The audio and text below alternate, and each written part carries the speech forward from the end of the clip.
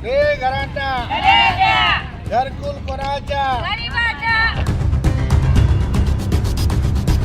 50 ते 60 वर्षापासून अतिक्रमण करून राहत असलेले घरांना नियमानुसार सिटी सर्वे लागू करा, बेघर संघर्ष समितीची मागणी। अधिक माहिती अशी की नंदुरबार शहरात गोरगरीब कुटुंब गेल्या 50 ते 60 वर्षापासून अतिक्रमण जागेवर घर बांधून राहतात।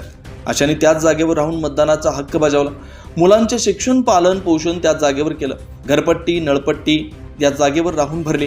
अशांना मालकी हक्क मिळावा म्हणून अतिक्रमण केलेल्या धारकांना सिटी सर्वे लागू करावा। 5 वर्षापासून धुळकात पडलेली 240 घरकुलं लवकरात लवकर वाटप करण्यात यावी। नवीन घरकुल खोडाई माता टेकडी, इमाम बादशाह टेकडी या ठिकाणी बांधण्यात यावेत।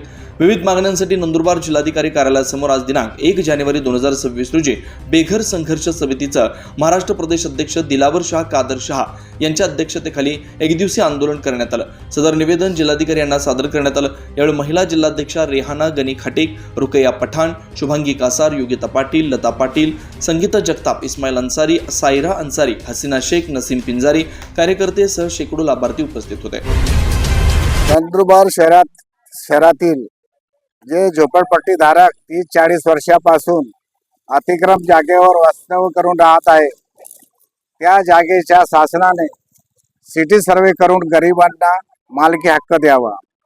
तसेच नंदुरबार शहरातील जो गोरगरीब कुटुंब आहेत, खोडाई माता टेकडी परिसर, इमाम बादशाह टेकडी परिसर या भागात शासनाने गरिबांना त्वरित घरकुल बांधण्याचे आदेश काढावे आणि जे गोरगरिबांचे नगरपालिकाने 15,000 रुपये घेतलेले लाभार्थी हिस्सा घर बांधण्यासाठी, ते लाभार्थी हिस्साच्या माध्यमाने जे लखडलेली घरकुल आहे 240 त्यामध्ये यांना त्वरित वाटप करावा इत्यादी मागण्यासाठी आम्ही आज जिल्हाधिकारी कार्यालयासमोर धरणे आंदोलन उपोषणास बसलेलो आहे।